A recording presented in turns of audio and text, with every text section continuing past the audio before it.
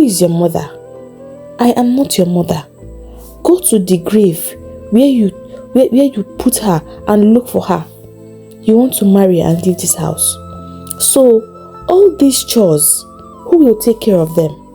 You expect me or my precious children to go through all the pain when you know that they are not accustomed to such things?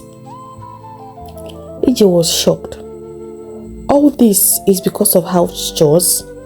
I have worked hard all these years, hoping that you would love me even just a little bit and see me as one of your own. But this is all you see me as, a slave?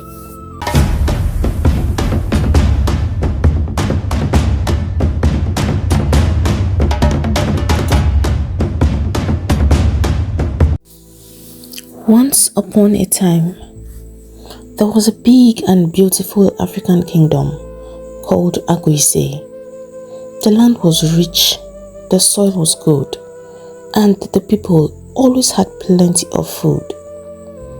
The people of Aguise loved to work, and they worked very hard every day. The kingdom was ruled by King Ahanna. King Ahanna was wise and kind. Everyone in the kingdom loved and respected him. He was also very rich. His people made sure that his barns were always full of food and his storehouses never ran empty. Even other kingdoms around Aguise respected him. They came to visit and gave him gifts just to thank him for all the times he helped them solve their problems. King Ahanna ruled Aguise for almost 30 years. But one day, he became very sick, and no one knew what was wrong. Medicine men came from many places. They tried everything they could, but the king did not get better. Instead, his sickness grew worse. Then, one night, the king went to sleep and never woke up. It was a very sad day in Aguise. The people cried and mourned their beloved king. For 7 days, nobody went to the farm or did any work. They waited until the king's burial was over. A few months later, the kingmakers, wise elders, who helped choose the next king, gathered together to decide that it was time to crown another king. They said that the throne must not stay empty for too long. King Ahanna had many sons, but according to tradition, the first son must become the next king. His name was Akonna, and he was the crown prince. But there was one problem. Akonna had not yet chosen a bride, and it was the law that a man must be married before he can become king. For how could you win over the heart of a full community when you could not win over the heart of one woman? The kingmakers called Prince Akonna and told him about their decision. They gave him an ultimatum. You have 3 months to choose a wife, they said.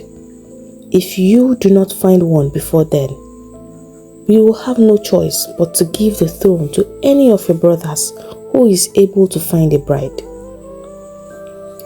This made Prince Akonna very worried. He could not rest. Sleep left his eyes. What troubled him the most was that there was no young woman in the whole of Aguise who had caught his attention. He had never even really paid much attention to the maidens before. None of them had moved his heart. He wished his father was still alive. The late king always had an answer for every problem. He would have known exactly what to do. After thinking for many hours and days and still finding no answer, Prince Akonna took a deep breath. He decided to stop worrying.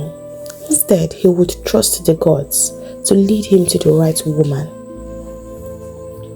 Meanwhile, somewhere in the kingdom of Aguise, far from the palace and the busy town square, lived a young girl named Ije. She was the first and only daughter of Mazi Ifenna and his late wife Obioma. But from the day Ije was born, life had been anything but kind to her. Mazi Ifenna, her own father, despised her with every part of his being. To him, Ije was not a blessing. She was a curse, a wound that refused to heal. He never loved her. He never smiled at her. He never even carried her in his arms, not for once, and never spoke a kind word to her. He treated her like she was a stranger in his house. And even though she carried his blood, it was hard for anyone to believe that he was truly her father. But he was. Sadly, he was. Long ago, Mazi Ifenna and his late wife, Obioma, got married at a very young age. The young couple loved each other so much and were inseparable. They did everything together and walked hand in hand through the village. It was not long the gods blessed them and Obioma became pregnant. Their hearts were filled with joy. But what should have brought them so much joy ended up filling their hearts with sorrow. Obioma did not make it through childbirth.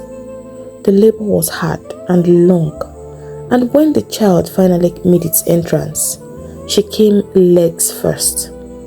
Obioma lost so much blood, and the midwives did all they knew how to, but they were unable to save young Obioma. Ifenna cried so hard. He was inconsolable and refused to touch the child. He blamed the child for causing the death of his wife, and ever since then he had shown nothing but hatred to her. A few years later, he married another wife, not because he loved her, but because he needed someone that would save him the pain and stress of having to raise little Ije. That was how Ukamaka came into their lives. Ukamaka did not hate Ije, but she did not love her either. She was not cruel, but she was cold. She gave Ije food, clean clothes, and a place to sleep, but never a warm hug, never a kind word, never the love that a little girl needed so badly. Ije quickly learned that survival was something she had to figure out on her own. Then, things got even worse.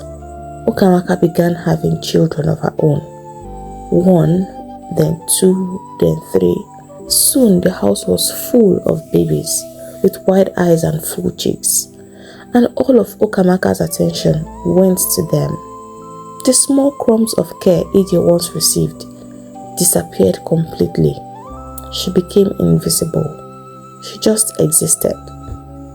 Years passed, and Ije grew into a very beautiful young woman, very hardworking and obedient.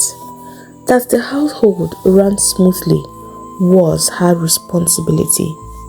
It was her duty to make sure that there was food on the table, clean clothes for everyone, water available in the water pot, food for the goats in the shed, and firewood in the kitchen. Ije did all these things without complaining. Although sometimes she felt sad, but when that happened, she would visit her mother's grave and just sing away her sorrows. And somehow it was as if it gave her the strength to keep moving. The hardest part of Ije's life began when suitors started coming for her hand in marriage. Ukamaka refused to let her marry. Instead, she would secretly badmouth Ije to the barest minimum. She poisoned the hearts of the suitors, telling them how she was born with bad luck. "Can you believe she was born with her legs first?" she would say. "Is that normal where you come from? Because it is not normal here. And to make matters worse, her birth caused the death of her mother. I'm just telling you these things to save you from curses and nothing more," she would say. This was how Ukamaka continued until she chased away all of Ije's suitors. Ije kept wondering why her suitors kept leaving without coming back. It worried her so much. She started to think if there was some kind of ill luck following her. But who would she talk to about it? One day, something happened. Ukamaka had a daughter 5 years Ije's junior. Her name was Dumebi. Dumebi grew up to become very close to Ije, and Ije too loved her dearly. On many occasions, Dumebi had heard her mother bad-mouthing Ije in front of her suitors. She was shocked. She knew her mother was less concerned about anything that had to do with Ije, but never did she believe that it would get to that extent. And what made her sad the more was that she saw how much it broke Ije's heart that every man kept on rejecting her after visiting. One fateful day, she decided to confront her mother. "Mother, why are you doing this to Ije?" Her mother pretended to be confused. "Doing what, my daughter?" "Mother, this is not fair. I've heard you on many occasions convincing her suitors not to marry her. You told them she was cursed. How could you do such a wicked thing?" Her mother laughed. "So, because of those oranges on your chest, you now think that you have grown enough to question me? Let me tell you, I am the woman in this house, and I will decide if and when I'm ready to let her off. For now, she's still of a lot of use to me."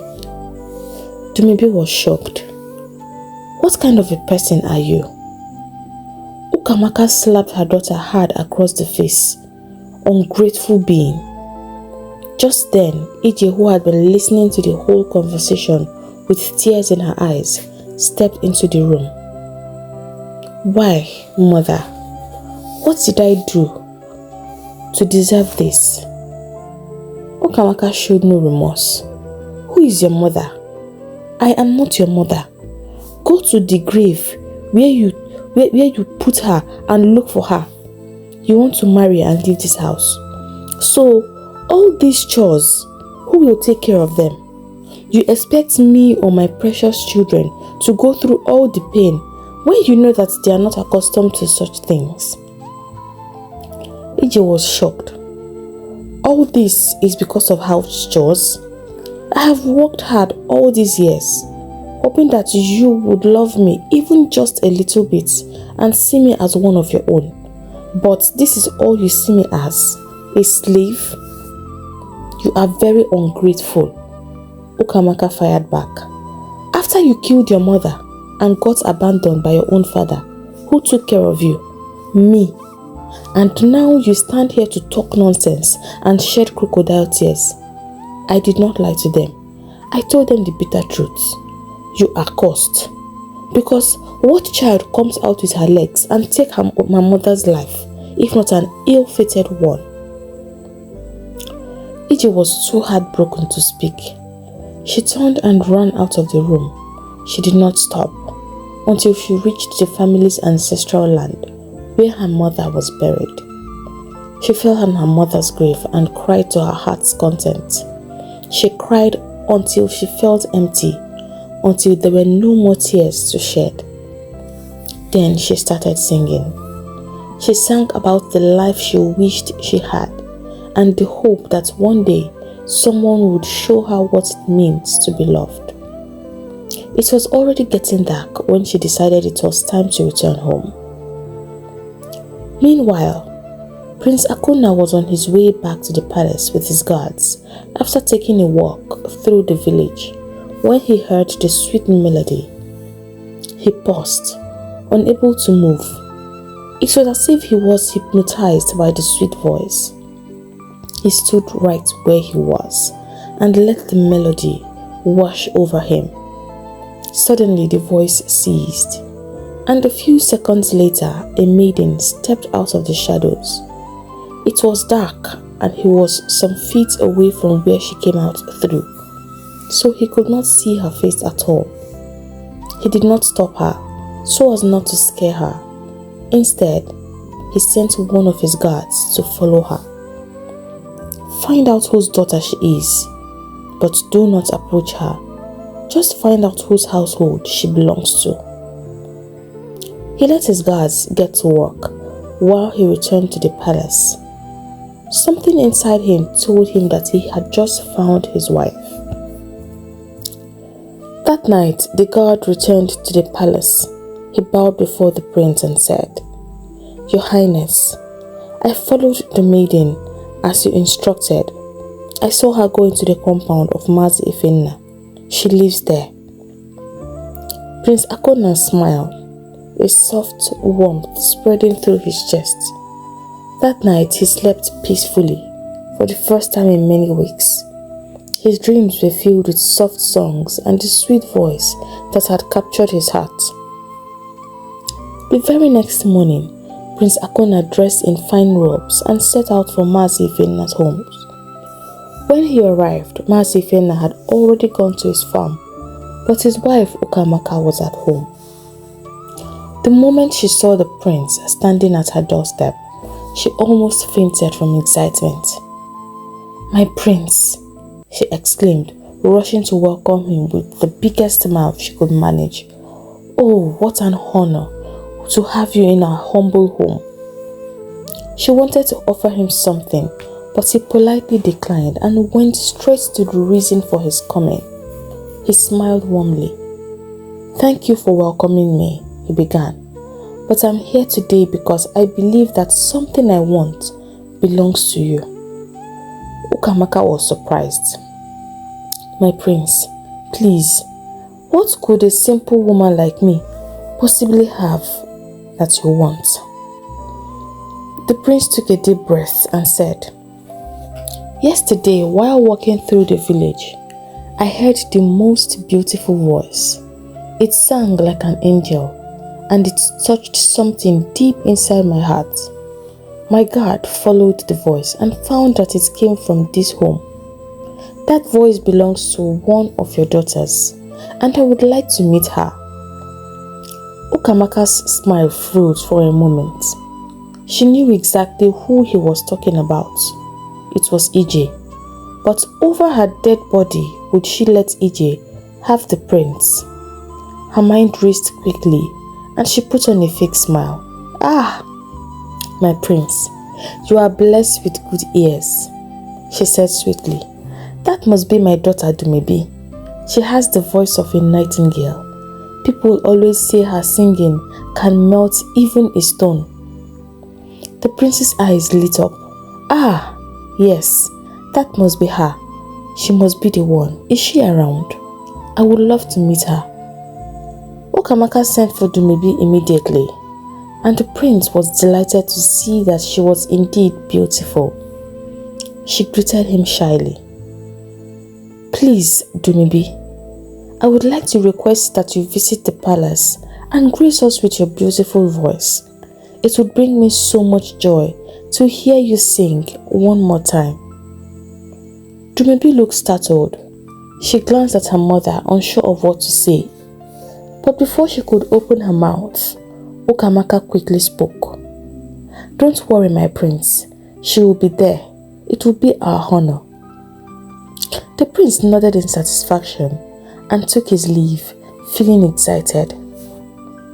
As soon as he was gone, Dumebi turned to her mother, clearly upset.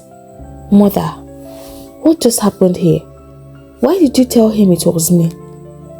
Ukamaka pulled her into the house and hissed, "Are you stupid?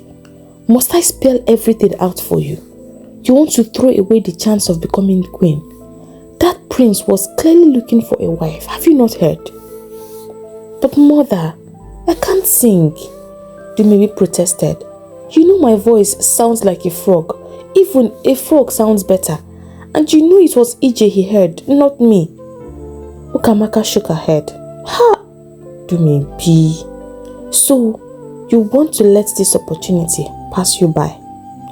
Your mates would do anything to win the heart of the prince and stand the chance of becoming the next queen of the whole Agwise kingdom. And you are here talking about what is fair, what is right, and what is wrong.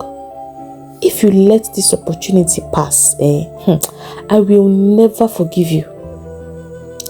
Dumebi fell silent. In her mind, she began to imagine herself as queen, dressed in gold and fine wrappers, with servants running to please her. She imagined wearing crowns and sitting beside the prince. But one big problem remained. How would she prove that the voice he heard was really hers?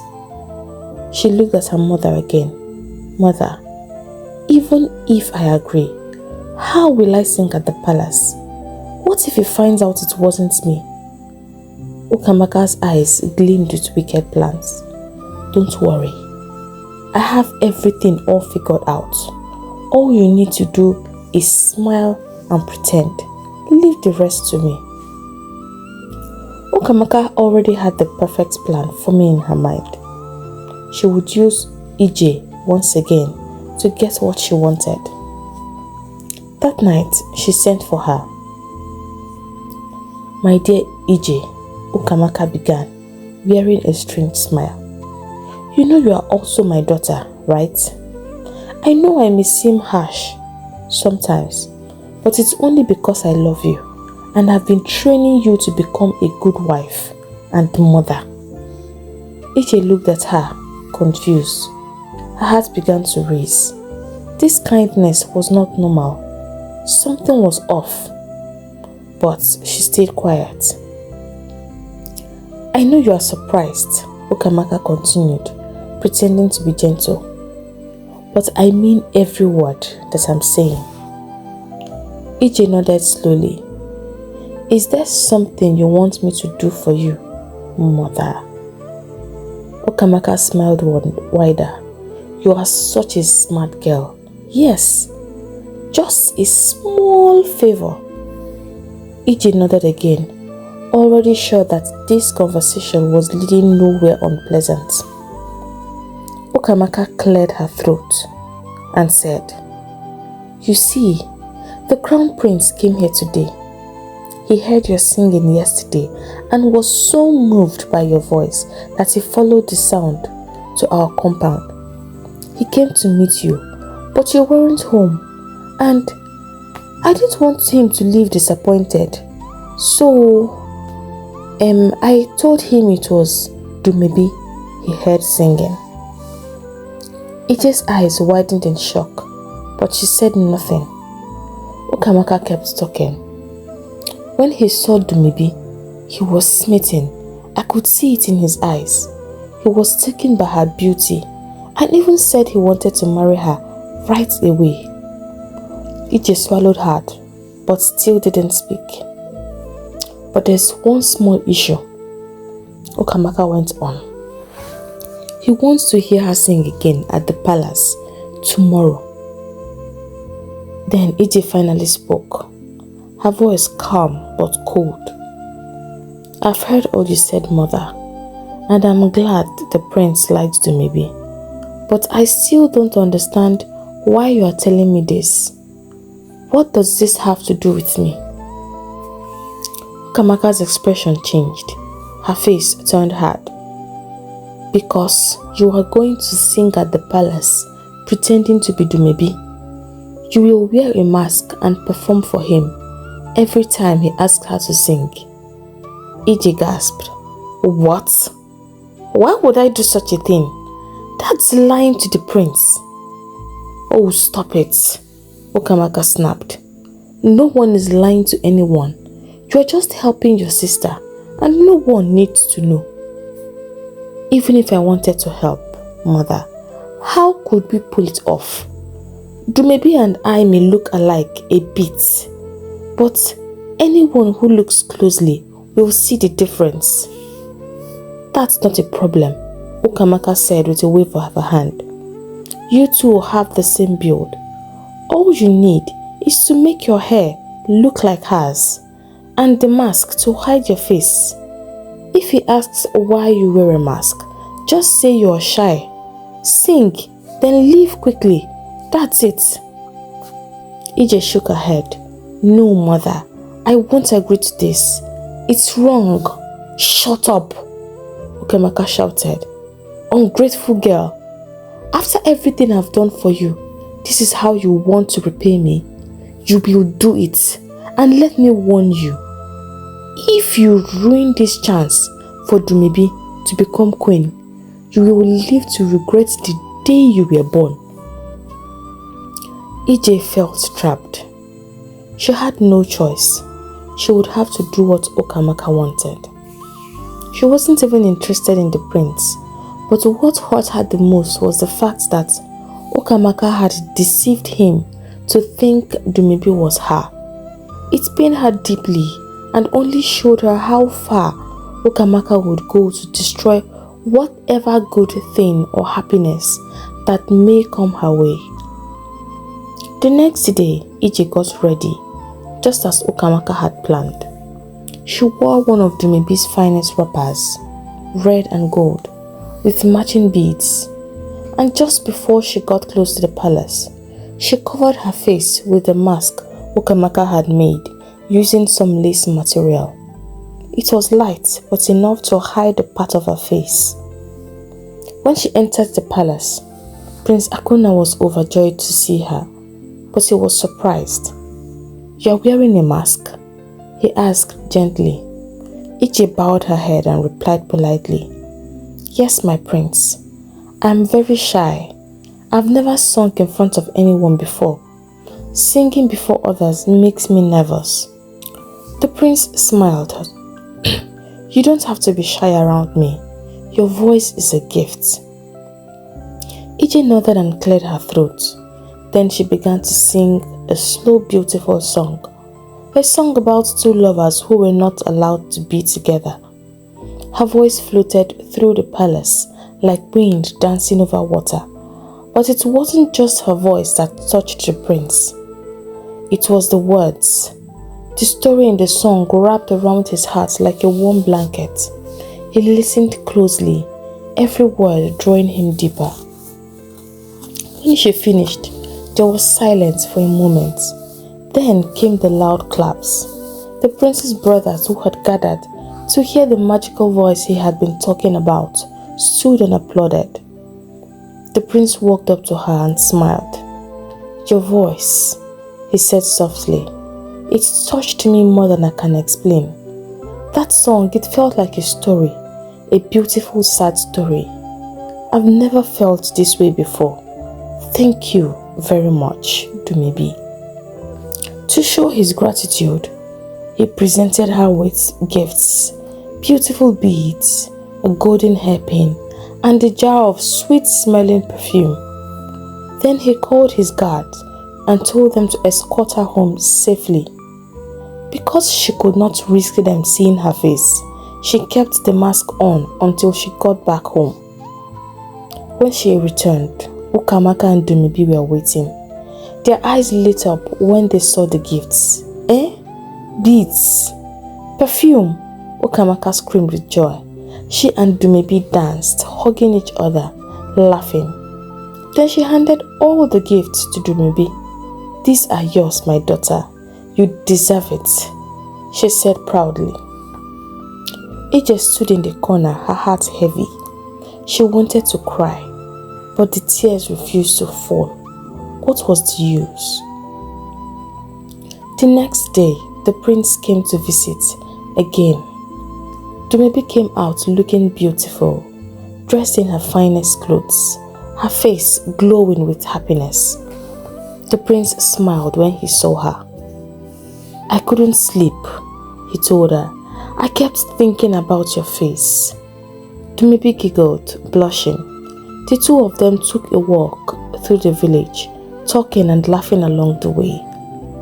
After a while, the prince turned to her.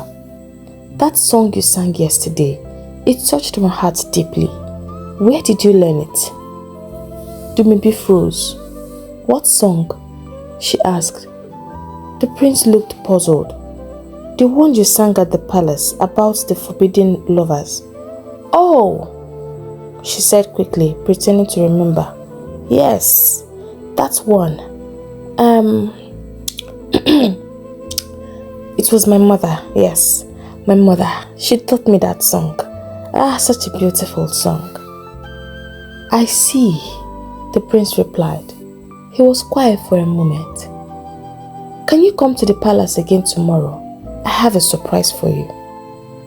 Dumebi nodded excitedly. I will, my prince. As evening approached, he walked her home. But just as they entered the compound, EJ came out carrying a tray of food for her father.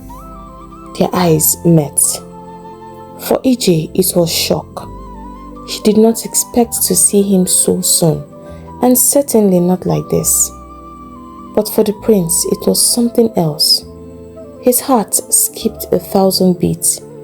There was something about the way she walked, the shape of her eyes, the calmness in her step. He could swear that he had seen that before. Dumebi noticed the prince staring and quickly tapped him. That's my older stepsister, EJ. I see, he said slowly. Why does she look so familiar? He kept staring at her for a moment longer, trying to place the feeling. Then he smiled politely, said goodbye and left. Dumebi rushed inside panting. Mama, Mama, she called. If you saw the way the prince was looking at EJ, you would understand what I'm talking about. I think she's trying to ruin everything. Ukamaka's eyes darkened immediately. She sent for EJ. When EJ stood before her, Ukamaka did not waste any time. I see you've started showing your true colors. Let me warn you now. If you dare open your mouth and tell the prince the truth, I swear you will never see the light of day again. Mark my words. EJ opened her mouth to speak, but the words wouldn't come. Even she did not understand what had just happened between her and the prince, so she stayed quiet.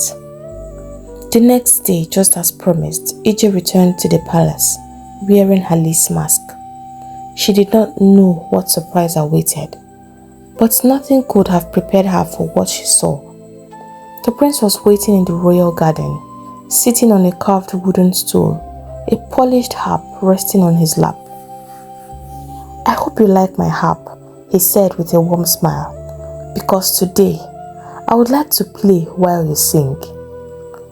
EJ's lips parted in surprise. No one had ever played an instrument while she sang. She hesitated at first, but when the prince began to play, the soft notes of the harp danced in the air. They wrapped around her heart and drew her in. EJ opened her mouth and began to sing. Their melody was like magic. It was gentle, flowing, full of unspoken emotion. Birds in the nearby trees stopped to listen. Even the leaves seemed to pause mid-sway. EJ forgot she wore a mask. She forgot she wasn't supposed to be there. She forgot her pain. For a few short minutes, it felt like the whole world had been made just for this moment. When the last note faded, the prince looked at her with wonder in his eyes. That was beautiful, he said softly. I only wish you didn't have to wear a mask. EJ froze. Their eyes met for a heartbeat. Nothing else mattered. His gaze didn't just see her face. It seemed to search her soul. And again, the prince felt it. That strange, powerful pull in his chest, like he had found something he didn't know he was missing. Slowly, Prince Akuna lifted his hand towards her mask, his fingers barely inches away. No, my prince, EJ said quickly, stepping back, her voice shaky. Something about her tone made the prince frown. It wasn't just the shyness, it was fear. That same sweet voice was now trembling. Suspicion stirred inside him, and just then it hit him. This voice didn't sound like the one from the compound. The tone was familiar, yes, but not quite right. EJ turned sharply and hurried away, her heart pounding in her chest. EJ, came his voice, calm, soft, unmistakable. She stopped. Her blood turned cold. Slowly she looked back at him. The prince had taken a few steps closer. EJ, he said again, almost like a whisper, is that you? But EJ knew that if he came any closer, everything would fall apart. Okamaka's threats echoed in her head. Her whole body trembled. Without another word, she turned and ran. Wait! The prince called out, but EJ was already gone, her footsteps fading into the distance. EJ ran home as fast as her legs could carry. Her heart thudded wildly, not just from the sprint, but from fear. Something had gone terribly wrong. She knew that for sure. The way the prince called her name, the way he looked at her, it was like he knew. But how? She said nothing to anyone. Her lips stayed sealed. But her mind would not rest. That night, sleep refused to come. She lay awake, staring into the darkness, thoughts flooding her head. What if he truly knows? What will happen to us? What will he do when he finds out the truth? And to make matters worse, her heart was feeling things that she knew it should not be feeling for the prince. Also, Prince Akuna lost not just his sleep, but his peace. His brain was running 1,000 miles per second. He knew that something was wrong. And if his guess was correct, then someone owed him a very good explanation. But then he had to be sure, and there was only one way to find out. So, before the first light of morning, the prince rose, dressed quietly, and left the palace alone.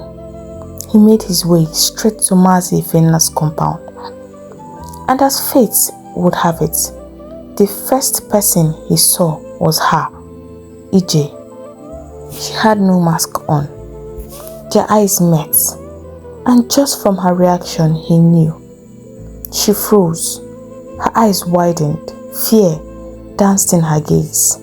She gave a small awkward bow. "Good morning, my prince," she said quickly. "I will go and fetch Tumibi." He acted calm, as if nothing happened the day before, but he could swear that she was the person behind that mask. Her voice when she spoke, her eyes, and the way she moved was a dead giveaway. The question now was, what was really happening here? Soon, Tumibi came out, her face glowing with excitement. "My prince, you are here so early. I hope all is well." "Oh, all is well," he said, smiling calmly.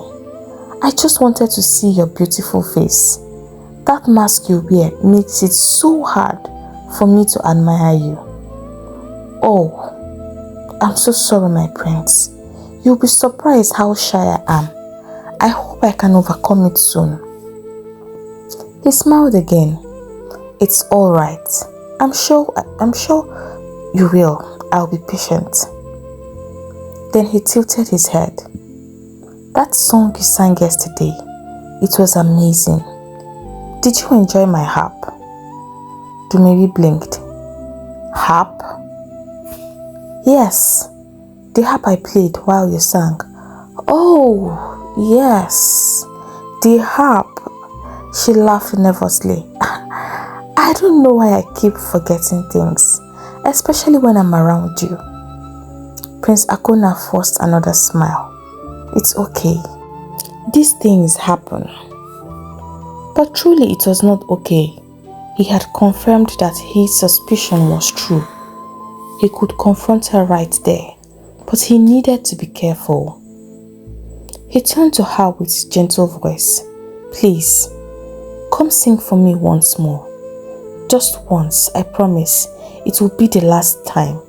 I had so much joy yesterday. and truly, I cannot wait to have you as my queen. Dumebi's heart leapt. She could hardly wait to tell her mother. Mama, the prince said he can't wait to make me his queen. Can you believe it? Any day from now, I, Dumebi, will become the queen of the great Akwese kingdom. Ukamaka let out a shout of joy. She began to dance, her wrapper flying as she spun around. Ah! My enemies will run mad. My plans have finally worked. I told you to just leave everything to me. But the celebration did not last long. Ije walked in, her face set like a stone. I won't do it anymore, she said. I will not go to the palace again. Ukamaka froze. What did you just say? I said I will not deceive him anymore. My conscience won't let me. This lie must stop. When he marries Dumebi, what happens next? How will you keep this up? That is none of your business, Dumebi snapped.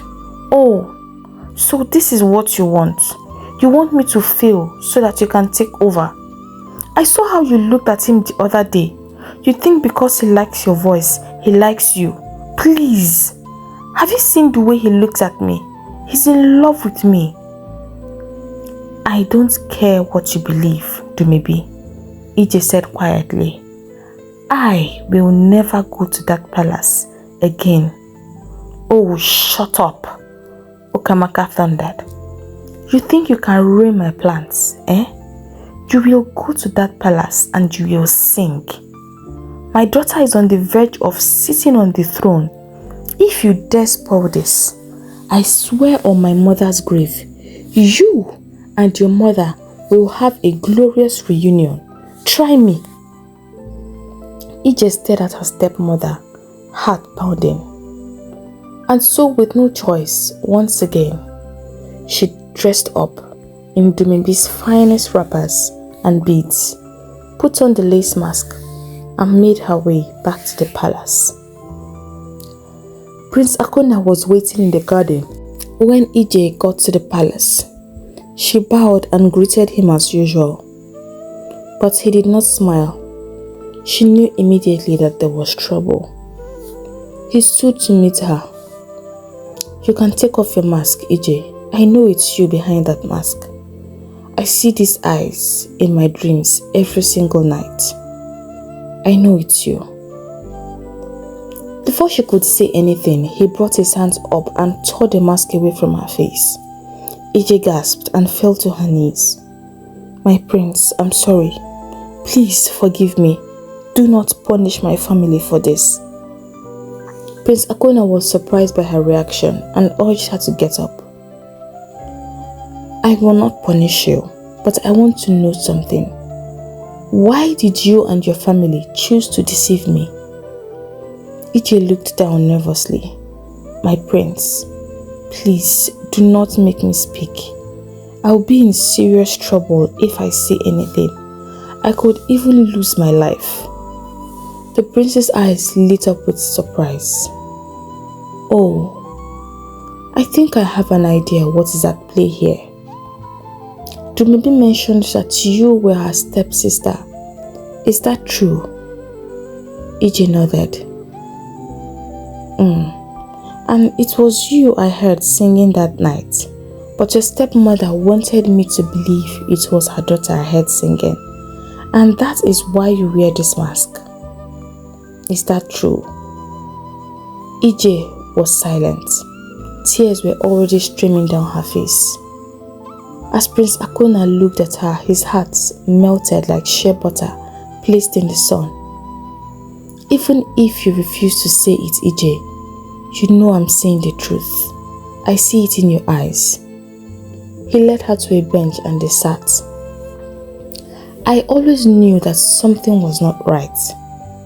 The first day I saw you, my heart felt something. I could not take my eyes off you. There's something about your eyes that is implanted in my memory. I know those eyes wherever I see it. You make me feel things whenever you are close to me. And when you are not, I want to be close to you. It feels different when I'm with Dumebi. But I never understood why. I always thought it was your melodious voice that drew me in. But no, your voice only made me notice you. There's something about you that makes my heart beat fast, as if you were made for me. You are special, EJ, and I want to show you just how special you are. EJ was trying to control her emotions. There's nothing special about me, my prince. They say I'm cursed, and I think it's true. I entered the world with my legs, and I never knew my mother because she died immediately I was born. I killed her, and my father hates me because of that. She burst into tears. Prince Akuna held her hands. He felt her pain. It's not true, EJ. Being born that way does not mean you are cursed. Then he smiled. It only shows how special you are. It proves that you will go far in life. EJ smiled through her tears. Thank you for your kind words, my prince. But what you want from me is what I cannot give. I feel the same way about you. My heart tells me to stay, but my head tells me to run very far. This is dangerous for me. And my sister already is so excited to be your queen. Prince Akuna nodded. He was not going to argue with her. He already has his plans, well arranged. It would soon be time to strike. He handed the mask back to EJ. You can wear your mask and I will see you out. But let this remain between you and me. Prince Akuna sent a message to Mazi Ifena's family. In the message, he said he would be coming to ask for their daughter's hand in marriage in 3 days' time. Mazi Ifena and his wife were overjoyed. They were sure the prince was coming for Dumebi, and they started making preparations immediately. On the D-Day, Prince Akuna arrived in grand style. He wore his full royal regalia and was accompanied by some of the village chiefs. Drums were played, and villagers gathered around, eager to witness the royal proposal. Mazi Ifena welcomed the prince warmly. Ukamaka could hardly hide her excitement. Dumebi was dressed beautifully in fine wrappers, beads, and gold earrings. She smiled brightly as she was led out and presented to the prince. But to everyone's surprise, Prince Akuna stepped back and said, "She's not the one I'm here for." Ukamaka blinked, confused. "What do you mean, my prince?" she asked carefully. "Exactly what I said," the prince replied. He turned to Mazi Ifena. "Mazi Ifena, I am here to ask for your daughter, Ije's hand in marriage." Gasps filled the air. Ije's mouth fell open in shock. The prince turned sharply to Ukamaka. "You thought you could deceive me forever. Your secret is out, and you will answer for what you've done." Mazi Ifena was completely lost. He cleared his throat and asked, "My prince, please, what is going on?" So Prince Akuna told them all how Dumebi and Ukamaka had lied to trick him. Everyone was stunned. Ukamaka's face turned red with rage. She suddenly looked at EJ. "How dare you! You ruined everything, you cursed and ungrateful child!" she screamed. "Seize her!" Prince Akuna ordered. His guards moved quickly and held Ukamaka back. Mazi Ifena stood frozen for a moment. Then he shook his head in shame. "This is very bad, and it was entirely my fault." He looked at EJ intently for the first time in ages, and he saw just how much she looked like him. But deep in her eyes, he could see his Obioma. I was too lost in my grief that I paid no attention or gave you low love. I blamed you for taking away the love of my life, and my nonchalant attitude made all this to happen. I even had no idea what was going on under my own roof. Please forgive me, my child. Tears rolled down EJ's cheeks. She looked at her father, and in that moment, all the pain she felt in her heart melted away. Mazi Fenna turned to the prince. You may have my blessings, my prince. You may marry my daughter, EJ. Ukamaka screamed in frustration. Dumebi burst into tears and ran into her room. The villagers who watched shook their heads and whispered among themselves in disgust. But for Prince Akuna, his joy was full.